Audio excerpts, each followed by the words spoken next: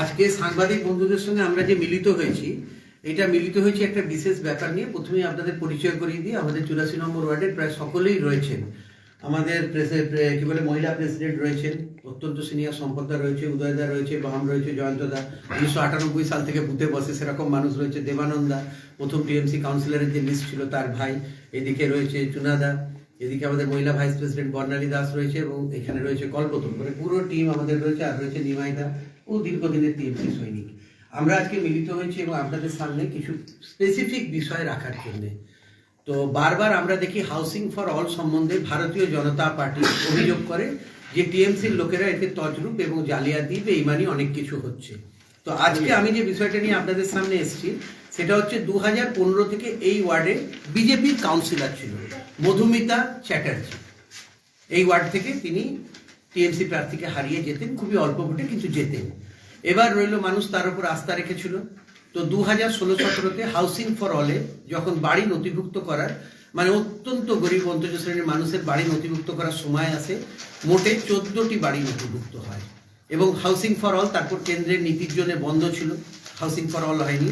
আবার 2020-21-এ যখন আসানসোলের বোর্ড অফ অ্যাডমিনিস্ট্রেশন ছিল, ওনাদের পিরিয়ড ছিল, 20-তে ওনারই পিরিয়ড ছিল, তখন আরও গোটা 15 বাড়ি 14টার মতো হয়। এর বাইরে কোনো বাড়ি সেই টাইমে উনি নথিভুক্ত করাননি। কেন করাননি আমি বলতে পারবো না, কেন আমার কাছে যে ফ্রেশ ডেটা রয়েছে এবং আমরা কর্পোরেশন থেকে যে সার্ভে করেছি এবং প্রত্যেকেই ছিল আমাদের, তাতে আমরা 147, সংখ্যাটা মনে রাখবেন, 147 কাঁচা বাড়ি পেয়েছি, যেটা ভাবতে খুব অবাক লাগে। কেন গড়াই রোড থেকে সেকেন্ড প্লট কোরাপাড়া আমাদের, তা সেখানেও কাঁচা বাড়ি আজকেও আছে, কেন আগে এখানে হয়নি বলে। এবার হাউসিং ফর অল কি ধরনের মানুষ পেয়েছিল আমি আপনাদের 2016-17 আপনাদের সামনে অ্যালটমেন্ট লেটারটা তুলে ধরবো। এটা তো আপনারা পাবেন, আপনাদের আমি দিয়েও দেবো। এই অ্যালটমেন্ট লেটারটা আপনারা নাম দেখতে পাবেন, গৌতম পাল, বিআরএমবি রোড, ইসমাইল, 84 নম্বর ওয়ার্ড। এই দেখুন এইটা রয়েছে, এটা আমি আপনাদের এক্সিবিটটা দিয়ে দেবো। এবং এই বাড়িটা আছে। তাহলে এই ভদ্রলোক হাউসিং ফর অলে কোয়ালিফাই করতে পেরেছেন, কিন্তু গরিব মানুষরা কোয়ালিফাই করেনি। তাহলে হাউসিং ফর অল কিভাবে দুর্নীতি হয়েছে বিজেপির দ্বারা, আমি একটা ছোট্ট উদাহরণ আপনাদের সামনে রাখলাম। আপনারা নিজেরা নিজে চোখে দেখুন।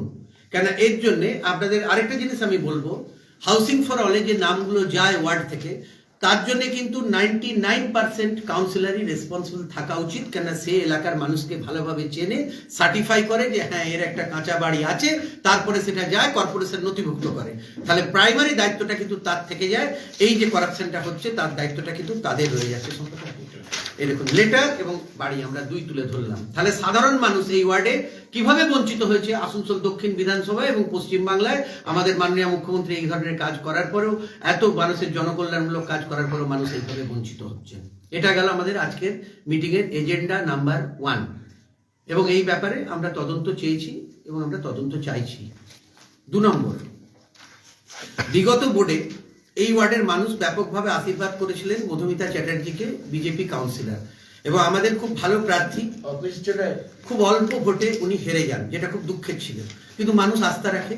এবং আমি এটা একটা আরটিআই আপনাদের দেখাচ্ছি এই ওয়ার্ডের। আপনার এই আরটিআইটারও কপি আমি আপনাদের দিয়ে দেবো দরকার হলে। এই আরটিআইটায় দেখা যাচ্ছে 47টা ওয়ার্ক অর্ডার এই ওয়ার্ডে দেওয়া হয়েছিল মধুমিতা চ্যাটার্জির নামে, কিন্তু আসলে অস্তিত্বে এই কাজগুলো পাওয়া যাচ্ছে না। কেন পাওয়া যাচ্ছে না সেটা আমি জানি না, কেন কাজ হয়নি তাই কাজ পাওয়া যাচ্ছে না। এবং রইল পার্টিকুলার একটা ড্রেন প্রগতি গ্রন্থাগার এলাকায়, সেটা সকলেই জানে, ড্রেনটা পাওয়া যায়নি, যার জন্য ড্রেনটা আবার করানো হয়েছে এবং তার পুরো পেপারস আমার কাছে আছে, যেটা আমি নেক্সট ডেতে পাবলিশ করবো। কারণ আমি ক্রমশ এগুলো পাবলিশ করবো, আমার এই আরটিআই ফাইলে সব এসে গেছে মাঠ। এবং খুব শীঘ্রই আপনাদের সঙ্গে আমি মিলিত হবো একটা প্রেস কনফারেন্সে, সেটাতে কি বলে ব্যবসায় প্রেস কনফারেন্স করবেন বিবেকানন্দ বিদ্যাসাগর ময়দান নিয়ে। কেন বিদ্যাসাগর ময়দান আমাদের টাইমে না, বামফ্রন্টের টাইমে বিক্রি হয়েছিল।